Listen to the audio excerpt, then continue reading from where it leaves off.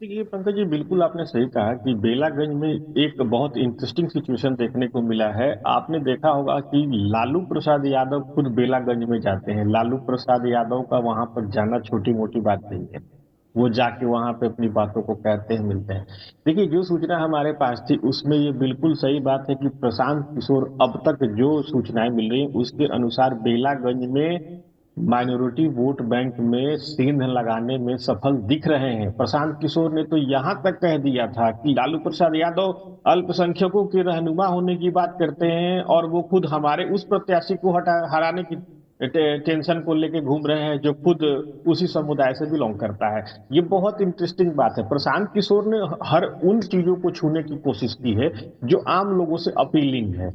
अब उसका नतीजा क्या होगा, वोटिंग क्या होगी, और वो कल उसको उस सीट से जीतता कौन है, ये तो बाद में देखने वाली बात होगी। लेकिन उन्होंने जो चुनाव प्रचार के जो बातें कही उस दौरान में, वो बहुत अपीलिंग रही। एक नहीं, क्या अपडेट क्या और आप हमारे। ये बताइए, क्या वाकई मुस्लिम्स को ये लग रहा है कि लालू प्रसाद ने लालटेन में तेल की तरह उनको इस्तेमाल किया है, सिर्फ जलाया है और रोशनी अपने परिवार के लिए पैदा किया है? वो यादव जाति के लिए भी नहीं किया है। मैं पढ़ रहा था न्यूज़पेपर में, उसमें प्रशांत किशोर तो यहां तक कह रहे हैं कि मैं लालू जी आपका समर्थन करने लगूंगा अगर आप अपनी बिरादरी में भी किसी प्रबुद्ध लोग को सत्ता के शीर्ष पर बैठने के लिए आमंत्रित करेंगे। मतलब आप अपने परिवार से निकलिए और यादव समाज में भी जो सबसे कॉम्पिटेंट आदमी है, काबिल आदमी है, अगर आप उसको सत्ता सौंप देते हैं तो मैं आपका समर्थन करूंगा।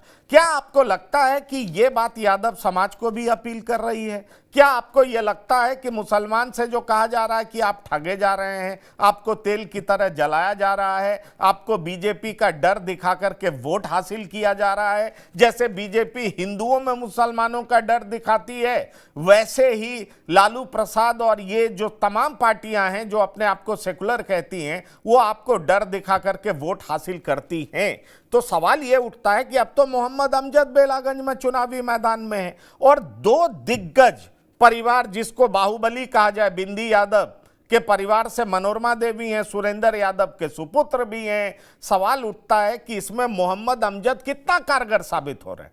अगर मुसलमान 10,000 से ज्यादा की संख्या में वोट दे देते हैं, क्योंकि 60,000 तकरीबन आबादी बताई जा रही है, तो यह तो बड़ा सेंधमारी माना जाएगा कि प्रशांत किशोर ने बड़ी सेंधमारी कर दी है मुसलमान वोट बैंक में। कैसे देख रहे हैं आप वहां पर? ये पंकज जी, सीधी सी बात है। अगर बेलागंज को लेकर के आरजेडी या महागठबंधन अगर इस तरीके से नहीं सोचता तो क्या उसको अपने शहाबुद्दीन को बेटे को वहां भेजने की जरूरत पड़ती? क्या शहाबुद्दीन को बेटे को वहां भेजने की जरूरत क्यों पड़ी? शहाबुद्दीन को बेटे को भेजने का मतलब तो यही था कि अल्पसंख्यकों में वो एक मैसेज देना चाहते हैं।